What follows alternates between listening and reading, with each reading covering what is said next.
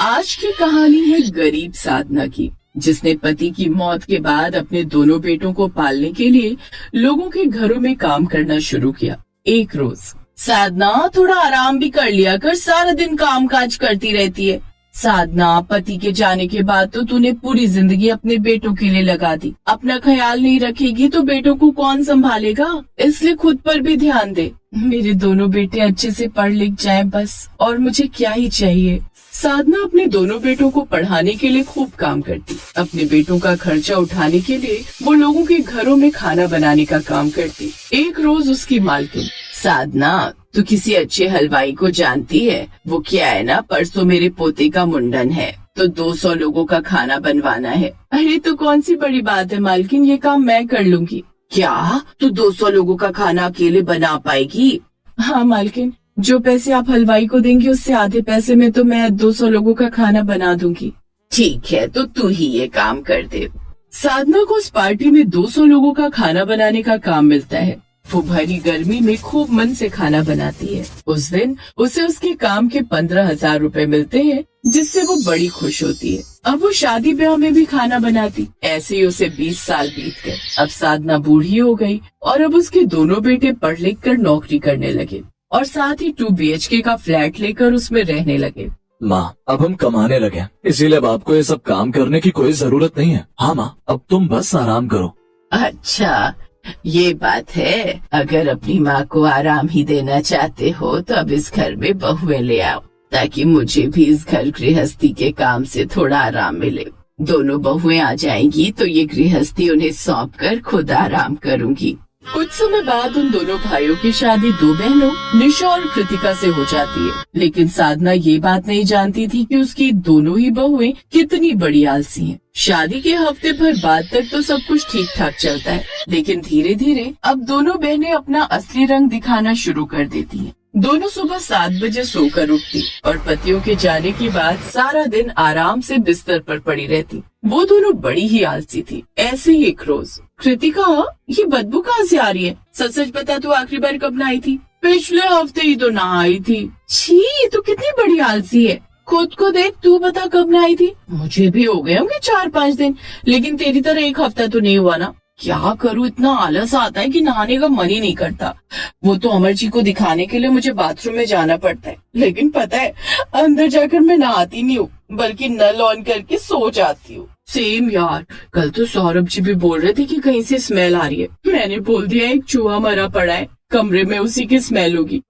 फिर जल्दी से मैंने परफ्यूम लगाया, तब स्मेल आनी बंद हुई। वैसे एक बात कहूँ, मुझे तो परसों की टेंशन सताई जा रही है। परसों की? क्यों, क्या हुआ? परसों इतने सारे गेस्ट आ रहे हैं घर पे। सौरभ ने अपने सभी दोस्तों को हमारी शादी की पार्टी देने के लिए बुलाया है। हाँ, अमर का भी यही हाल है, उन्होंने भी बुलाया है।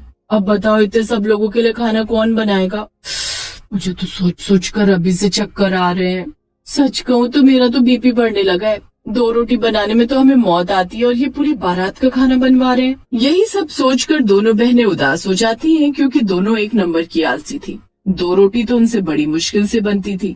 लेकिन तभी साधना मंदिर से लौट आती है और उनका उदास लटका चेहरा देख वो उनसे पूछती है, क्या हुआ बहुओं, तुम दोनों इतनी उदास क्यों हो? फिर दोनों उसे सारी बात बताती हैं। बस इतनी सी बात? तो इसमें उदास होने वाली कौन सी बात है? ये तो मेरा मिंटू का काम है। बस तुम मुझे बता दो खाने में क्या क्या बनाना है, मैं सब बना दूंगी। ये सुनकर दोनों बहनें एक दूसरे की शक्ल देखने लगती हैं। साधना की शातिर बहुएं समझ जाती हैं कि उनकी सास एक सीधी साधी औरत है और वो उसका फायदा उठा सकती हैं। दोनों मुंह बनाते हुए कहती हैं, माँ जी 50-60 लोग आ रहे हैं, क्या आप कर लेंगी? हाँ हाँ, सब हो जाएगा। तो मैं क्या कहती हूँ कृतिका, क्यों ना हम अपनी सहेलियों को भी बुला ले, इसी बहाने हमारी तरफ से भी पार्टी हो जाएगी। अब माँ जी खाना बना ही रही है तो सबके लिए बना देंगी ना? क्यों माँ जी? हाँ हाँ, बिल्कुल बना दूंगी। माँ जी आप बहुत अच्छी हैं। अच्छा माँ जी, मेरी कमर में ना सुबह से दर्द हो रहा है, मैं आराम करने जाऊँ? लेकिन तेरी तो बर्तन धोने की टर्न थी ना। तो कोई बात नहीं बहू, तू धो ले। मैं तो धो देती माँ जी, लेकिन वो क्या है ना, सुबह से कलाई में बड़ा दर्द हो रहा है। बाम भी लगाया लेकिन कोई असर ही नहीं हुआ। अब ऐसे में कैसे? अगर आप ही अच्छा ठीक है, कोई बात नहीं, मैं ही धो दूंगी। तुम दोनों जाकर आराम करो, मैं थोड़ी देर में तुम दोनों के लिए कॉफी बना कर लाती हूँ। दोनों आलसी बहुएं एक बेड पर लेट जाती हैं और मजे से फोन चलाने लगती हैं। अब दोनों बहनें साधना की नफ्स पकड़ लेती हैं। वो कोई न कोई बहाना बनाकर अब साधना से ही घर का काम लेने लगती हैं। ऐसे ही अगले दिन, ये लो निशा, ये कुछ पैसे रखो और जाकर बाजार से जरूरी सब्जियां और जो भी सामान तुम्हें चाहिए होगा वो ले आना। कल घर में पार्टी है तो सब तैयारी करके रखना। जी आप फिक्र मत कीजिए, हम सब संभाल लेंगे। ये कहकर दोनों भाई ऑफिस के लिए निकल जाते हैं और अब दोनों बहुएं अपनी सास से कहती हैं, माँ जी क्या आप बाजार से सब्जी ले आएंगी? वो क्या है ना, हमें सब्जियां छांटनी नहीं आती, कहीं ऐसा ना हो कि सड़ी गली सब्जी ले आए। अच्छा ठीक है, लाओ लाओ। दोनों झट से सामान की लिस्ट उसे पकड़ाती हैं। फिर बेचारी सास तेज धूप में सामान लेने चली जाती है। अब आएगा मजा। अब माँ जी 2-3 घंटे से पहले नहीं आएंगी, तब तक तो मैं मजे से ढेर सारा टीवी देखूंगी। आज पता है नैना का पति घर से उसे निकाल देगा। क्या बात करिए, चलो साथ में देखते हैं। बेचारी सास चिलचिलाती धूप में सब्जी और सामान खरीदती है और 2 घंटे बाद भारी सा थैला लिए घर लौटती है। घर आकर वो लगातार घंटी बजाए जा रही थी, लेकिन अंदर दोनों बहुएं अलसाते हुए एक दूसरे से कहती हैं, जान कृतिका दरवाजा खोलना, न जाने कौन है जो इस भरी दोपहरी में चैन से सोने भी नहीं देता। दीदी आप जाओ ना, मुझसे उठा नहीं जा रहा। थोड़ी देर पहले पिज्जा वाला आया था, तब तो बड़ी जल्दी दरवाजा खोलने भागी थी। हाँ तो मैंने कौन सा अकेली ठूसा है, आपने भी तो खाया है और आपने ही कहा था कि कौन दिन का खाना बनाए, ऐसा कर पिज्जा ही ऑर्डर कर ले। फिर कृतिका जैसे तैसे अलसाते हुए दरवाजा खोलने जाती है। अरे माँ जी आप, ओहो वो माफ करना, पेट में दर्द था ना, इसलिए दरवाजा खोलने में देर हो गई। पेट में दर्द तो तूने दवाई लिया नहीं? जी खा ली। साधना थकी हारी अंदर आती है। खाने में क्या बनाया है बहू, बड़ी तेज भूख लगी है। माँ जी मैंने बताया ना, हम दोनों के पेट में दर्द था, इसलिए हमने कुछ भी नहीं बनाया। अभी भी ठीक नहीं हुआ है दर्द, इसलिए आप अपने लिए कुछ बना लीजिए, मैं आराम कर लेती हूँ, शायद ठीक हो जाए। दोनों बहुएं अपने अपने कमरे में आराम करने लगती हैं और बेचारी सास उस दिन भूखी रह जाती है। अगले दिन उनके घर पार्टी थी। दोनों बहुएं अपने मेकअप और ड्रेस की तैयारी में लग जाती हैं और साधना अकेले ही सब काम करने लगती है। माँ जी अगर सब हो गया हो तो मीठे में गुलाब जामुन, रबड़ी, खीर भी बना लीजिएगा, और हाँ खीर में केसर डालना मत भूलिएगा, हम तब तक तैयार हो जाते हैं। साधना लगातार रसोई में काम कर रही थी। उधर निशा और कृतिका आपस में, अब कौन तैयार होकर मेकअप करके साड़ी पहने, इन सब पे कितना आलस आता है। तो एक काम करते हैं ना, पार्लर वाली को बुला लेते हैं, घर पर आकर तैयार कर देगी। दोनों बहुएं पार्लर वाली को फोन करके घर पर बुलाती हैं। पार्लर वाली उन्हें तैयार करके चली जाती है। कुछ देर बाद मेहमान आने शुरू हो जाते हैं। साधना ही सबको स्नैक्स और खाना परोसती है। माँ जी हम आपकी हेल्प करवा देते, लेकिन आप जानती है ना हमारा मेकअप खराब हो जाएगा और हमारी फ्रेंड्स भी आई हैं, तो उन्हें वक्त देना भी तो जरूरी है ना। कोई बात नहीं बहू, तुम अपनी सहेलियों से बातें करो, मैं तब तक तुम्हारे खाने के लिए कुछ लेकर आती हूँ। ये कहकर साधना उनके लिए कुछ लेने चली जाती है। अरे वाह तुम्हारी सास तो बड़ी अच्छी है जो सारा काम संभाल रखा है। क्या खाक अच्छा है, ये तो हमें जो इन्हें काम पर लगा रखा है, नहीं तो इनका बस चले तो बेटी की कमाई बैठ कर खाएं। एक तो खुद का इतना खर्चा, ऊपर से इस बुढ़िया का खर्चा उठाओ वो अलग। उनकी ये सब बातें साधना सुन लेती है। उसे ये सब सुनकर बड़ा दुख होता है। बिल्कुल सही कहा बहू तूने। वैसे तेरी जानकारी के लिए मैं बता दूं, ये जितना खाना तुम लोगों ने मुझसे बनवाया है ना, इतना खाना बनाने के मैं एक वक्त पर 15 से 20 हजार चार्ज करती थी, और साथ में जो तुम मुझे नौकरानियों की तरह काम करवा रही हो ना, उसके पैसे अलग बनते हैं। रोज तुम्हारे आलसपन के कारण घर के सारे काम मुझे करने पड़ते हैं, जिस कारण कई दिनों से मेरी तबीयत भी खराब रह रही है, लेकिन मैंने उफ तक नहीं की। इतना बोलते ही साधना की तबीयत काफी खराब हो जाती है और वो बेहोश हो जाती है। देखिए पिछले कुछ दिनों से ज्यादा काम करने के कारण इनमें अंदर ही अंदर काफी कमजोरी आ गई है। तभी उस डॉक्टर की नजर निशा और कृतिका पर जाती है। ओह तो तुम दोनों इनकी बहुएं हो, तभी इनकी ये हालत है। क्या मतलब डॉक्टर? मतलब ये दोनों मेरे पड़ोस में रहती थी और एक नंबर की आलसी बहन है। एक हफ्ते तक तो ये नहाती भी नहीं थी, तो बाकी काम तो ये क्या ही करती होंगी। या हमारी माँ की इस हालत की जिम्मेदार यानी कि ये दोनों है। अभी निकल जाओ हमारे घर से, ऐसी आलसी बीवियों की हमें कोई जरूरत नहीं। नहीं हमें माफ कर दो, आज के बाद हम अपना ये आलस त्याग देंगे। अब उन दोनों को अपनी गलती का एहसास होता है और वो दोनों ही अपनी सास से माफी मांगती हैं। साधना का दिल बड़ा था, इसलिए वो भी उन्हें माफ कर देती है और अब दोनों बहुएं सारा आलसपन त्याग कर घर का सारा काम करती हैं।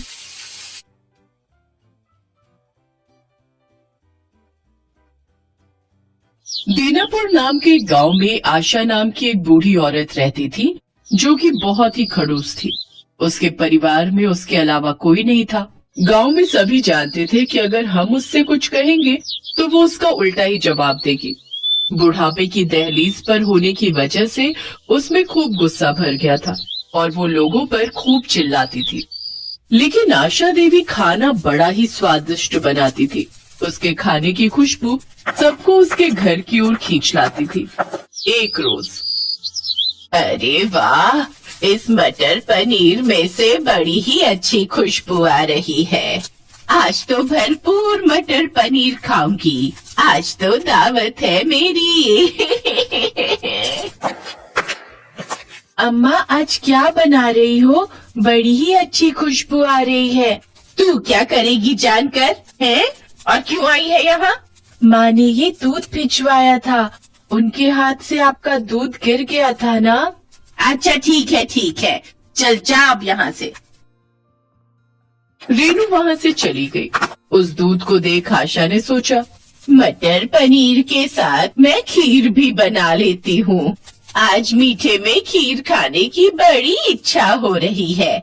अब खीर बना रही हूँ तो साथ में थोड़ी पूरी भी निकाल लूंगी अपने लिए। वैसे भी तो कभी कभार ही पकवान खाने को नसीब होते हैं। लेकिन मावा तो है ही नहीं खीर में डालने के लिए। आशा देवी मावा लेकर घर लौट रही होती है, तभी उसे बिरजू मिलता है। क्या बात है काकी, मावा? लगता है आज कुछ खास बन रहा है घर पर, है? सुना है बड़ा ही स्वादिष्ट खाना बनाती हो तुम। अरे कभी हमें भी अपने घर पर बुलाया करो। क्यों? वो अपनी लुगाई को जाकर बोल, मैंने क्या तेरा कर्जा लिया है जो तुझे बनाकर खिलाऊं? हाँ?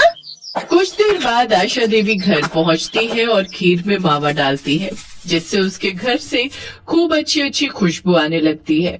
वो खुशबू सूंघकर उसकी पड़ोसने किसी न किसी बहाने से उसके घर आती है, लेकिन आशा देवी बिना किसी को कुछ दिए ही वहाँ से भगा देती है। जब सारा खाना पककर तैयार हो जाता है तो वो अपने लिए थाली में पकवान डालती है और खाने के लिए बैठती है। लेकिन तभी उसे याद आता है, हे राम, इतनी बड़ी गलती मुझसे कैसे हो गई? भला मैं राम जी को भोग लगाना कैसे भूल गई? राम राम राम राम, मैं अभी भगवान को भोग लगा कर आती हूँ। आशा देवी जब भी कुछ अच्छा बनाती तो भगवान को उसका भोग लगाने मंदिर जरूर जाती। उस रोज भी वो एक थाली में भोग निकालकर मंदिर चढ़ाने ले गई। क्या बात है काकी, आज क्या भोग लगाने आई हो भगवान को? आज पकवान बने हैं तो सोचा भगवान को भोग लगा दूं। भगवान के साथ साथ कभी ब्राह्मण को भी भोजन करवा दिया करो। तुम तो रहने ही दो पंडित, तुम्हारी जीभ कितनी चटोरी है ये सब हम अच्छे से जानते हैं। भगवान का लगाया हुआ भोग भी तुम खुद ही खा जाते हो, ये बात हम अच्छे से जानते हैं। इसीलिए आज मैं खुद भगवान को भोग लगाऊंगी। ये सुनकर गुस्से में पंडित वहाँ से चला जाता है। आशा देवी भी भोग लगाकर कुछ देर बाद घर लौट आती है, लेकिन घर पहुंचकर वो देखती है कि उसका सारा खाना खत्म हो गया है और सारे बर्तन खाली पड़े होते हैं। हे राम, मेरा सारा खाना कौन खा गया? फटे मुंह उसका। आशा देवी रोते हुए मुखिया के पास जाती है और उसे सारी बात बताती है। क्या कोई तुम्हारा सारा खाना खा गया? भला ऐसा भी क्या खास बनाया था तुमने, हैं? जो चोर तुम्हारे घर से पैसे सामान न चुरा कर खाना चुरा ले गया भाई, हैं? मुझे पता होता कोई मेरा खाना चुरा लेगा तो मैं तो पहले ही रसोई में ताला लगा जाती। मुखिया उसको आश्वासन देता है कि वो जल्द ही उस चोर को ढूंढ निकालेगा। घर आकर आशा देवी भूखे पेट ही सो गई। अगले दिन मुखिया उस बुढ़िया के पास आया और कहने लगा, आज तुम फिर वही खाना बनाना जो तुमने कल बनाया था। अच्छा, और ठीक वही चीजें दोहराओ जो कल दोहराई थी। जिसने भी चोरी की होगी वो फिर उसे खाने आएगा। हाँ, लेकिन मुझ बुढ़िया के पास अब उतने पैसे नहीं हैं। अरे ये लो पैसे रखो और अब वही करो जैसा मैं कहता हूँ, समझी? आशा देवी फिर से वही सब पकवान बनाती है और आज के पकवान की खुशबू तो कल से भी ज्यादा अच्छी थी। धीरे धीरे वही सब गांव वाले आशा देवी के घर के बाहर इकट्ठा हो गए और आशा देवी ने फिर से सबको भगा दिया और पकवान बनाने के बाद फिर से भगवान को भोग लगाने मंदिर चली गई। हे प्रभु, कल तो तुमने मेरे खाने की रक्षा नहीं की, लेकिन आज तुम उस चोर को पकड़वाने में हमारी मदद करना। मंदिर में आशा देवी भगवान से प्रार्थना कर रही होती है कि तभी दूसरी तरफ चोर मुंह छुपाए आशा देवी के घर में घुस आता है। फिर जैसे ही उसने खाना शुरू किया वैसे ही मुखिया ने उसे दबोच लिया। तभी आशा देवी भी मंदिर से आ गई।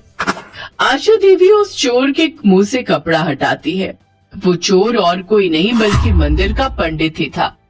पंडित, तुझे चोरी करते हुए शर्म नहीं आई? अरे कुछ तो मान रख लेता अपना। अब क्या करता आशा काकी, तुम्हारी जीभ जितनी कड़वी है उतने ही अच्छे हैं तुम्हारे हाथों के पकवान।